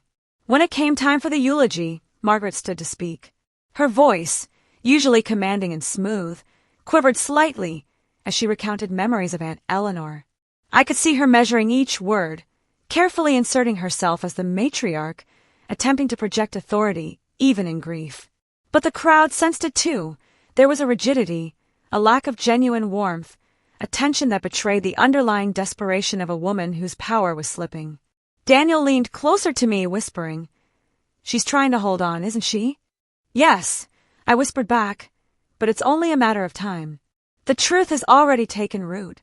Margaret's subtle attempts to direct the family continued even after the eulogy. She murmured instructions about seating, reminders about etiquette, and quiet warnings about who should speak next. Each suggestion, meant to assert dominance, now felt intrusive, transparent, and strangely ineffective. Family members glanced at her occasionally, a flicker of discomfort passing through them, sensing that the authority she claimed was no longer absolute. During the procession to the gravesite, I noticed a slight tremor in her hands as she adjusted her gloves, the slight hesitation in her step as she followed Daniel and me. The wind carried the muted sound of leaves rustling across the cemetery lawn, a natural accompaniment to the underlying tension. Margaret's gaze occasionally met mine, a mixture of challenge and fear, her carefully constructed composure wavering. As the coffin was lowered, Margaret stepped forward, attempting to speak some final words at the graveside. But the moment felt different than any other she had dominated. Her voice lacked the certainty and authority she relied upon, replaced by a nervous cadence that betrayed her internal panic. Daniel and I stood firm beside her, our quiet strength a stark contrast to the desperation she could not fully mask. After the burial, family members lingered, exchanging condolences, sharing memories, and comforting one another. Margaret tried subtly to steer conversations, to direct attention to her narrative, to subtly assert herself as the matriarch. Yet each attempt was met with polite resistance, questions, or silent acknowledgement of her diminished influence. The revelation and careful strategy we had enacted weeks prior had shifted the family dynamic permanently. She was no longer the uncontested center of attention. She was an observer, constrained by her own exposed manipulations. Later, as the family gathered at the house for the customary post-funeral gathering, Margaret's desperation became more pronounced. She attempted to dominate the seating arrangements, the conversation, and even the order of serving food, but Daniel and I quietly but firmly guided the flow of the gathering. Each intervention reminded her, subtly yet unmistakably, that the balance of power had shifted. Her frustration was evident. Her usual tactics of intimidation and control faltered in the face of careful preparation, deliberate strategy, and the undeniable truth of the document she could no longer contest. Margaret tried, in her usual manner, to redirect conversations, inserting herself as the voice of authority, but each attempt was gently but firmly countered. Our calm, deliberate actions spoke louder than words, showing her that her manipulations would no longer succeed. Even minor interventions, such as encouraging family members to speak freely or choosing the topics of discussion, became tools in reclaiming control of our environment. Her panic and desperation were now visible to all who looked closely enough, a silent testament to the shift that had begun with the turning point dinner and the revelation. As evening fell and the last relatives departed, Margaret lingered briefly, her posture stiff, her usual elegance tinged with anxiety. The mother-in-law, who had once cast a long shadow over our marriage, who had humiliated me in public, who had exerted silent control over Daniel and me for years, now confronted the reality of her diminishing power.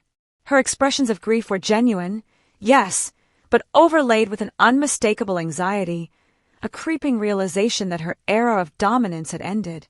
Daniel and I watched as she finally left the house, the soft click of the front door echoing down the hallway. The funeral had served as more than a commemoration of a loved one's life. It had become a subtle battlefield, a stage where power dynamics were tested, revealed, and shifted. Margaret's desperation was palpable, yet contained, a quiet storm within a controlled exterior. As I closed the door behind her, I felt a sense of relief, satisfaction, and cautious anticipation. The funeral had confirmed what we already knew. Margaret's control over our lives was no longer absolute. The revelation, the calculated strategy, and the measured actions we had taken had begun to dismantle her influence permanently. And as I looked at Daniel, standing beside me with quiet pride and unwavering trust, I realized the truth. Even in grief, even in the most emotionally charged moments, power can shift, control can falter, and the mother-in-law who once ruled our lives can be confronted, dismantled, and ultimately rendered powerless. The funeral was over, but its lessons lingered. The desperation in Margaret's eyes, the faltering control, the subtle, inevitable loss of dominance, it was all a harbinger of what was to come. Because now, the stage was set for the final acts. The days after the funeral were deceptively calm, but beneath that calm simmered a tension that no one could ignore, especially Margaret. Her attempts to maintain control had become erratic, cautious, and overtly calculated, and every interaction with her now carried an undercurrent of unspoken war. I had learned that revenge need not roar. It could move silently, like a shadow creeping through the corridors of influence, striking precisely where the opponent felt most safe. And that was exactly the path I had chosen. I began with subtle adjustments, carefully orchestrating moments where Margaret's influence would falter without her realizing the hand behind them. Small gestures, a suggestion from a family member, a question redirected, a decision subtly overridden, each tiny act chipped away at her confidence. She began to notice, of course, sensing a shift, but without clear evidence, she could only react, her desperation mounting quietly with each passing day. The mother-in-law who once controlled every conversation, every choice, every gesture, now felt her grasp loosening, and it terrified her. Daniel and I worked in silent unison, our strategy as coordinated and precise as any military maneuver.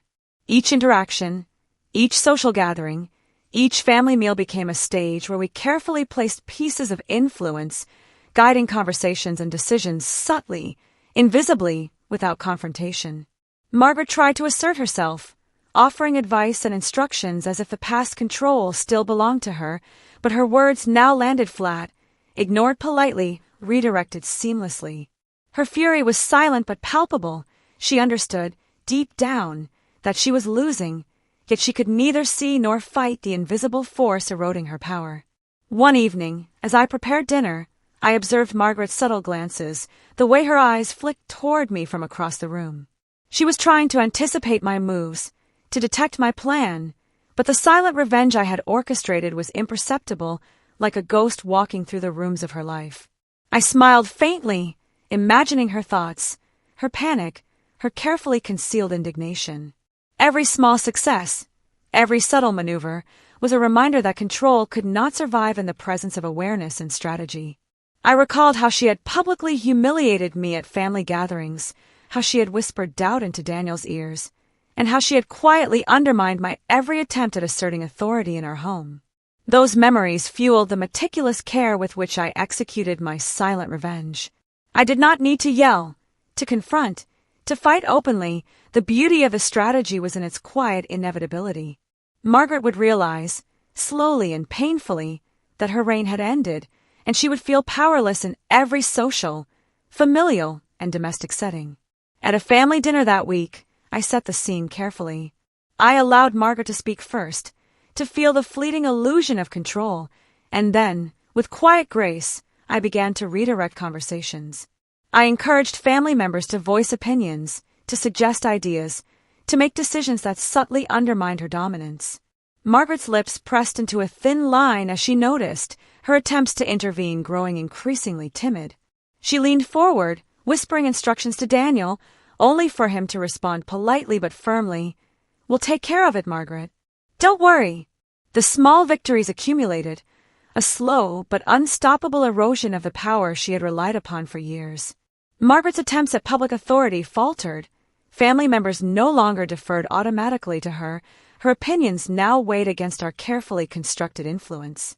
Each gentle correction, each careful assertion of independence, each invisible maneuver was a thread in the tapestry of silent revenge I had been weaving for weeks.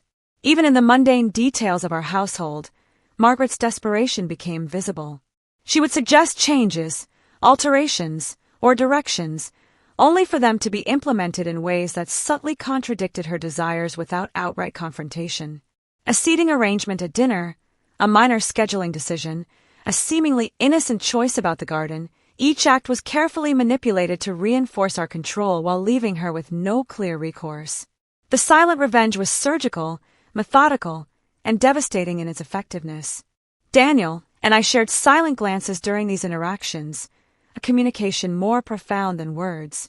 Every small victory, every subtle assertion of authority, was a reminder that we were reclaiming our lives, our marriage, and our home from the suffocating shadow Margaret had cast over us.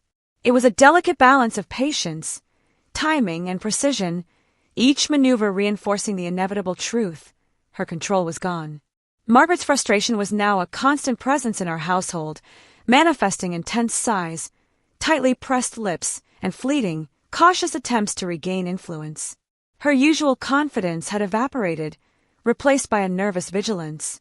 She watched our every move, anticipating challenges, but she could not see the careful orchestration guiding her into gradual, inescapable surrender.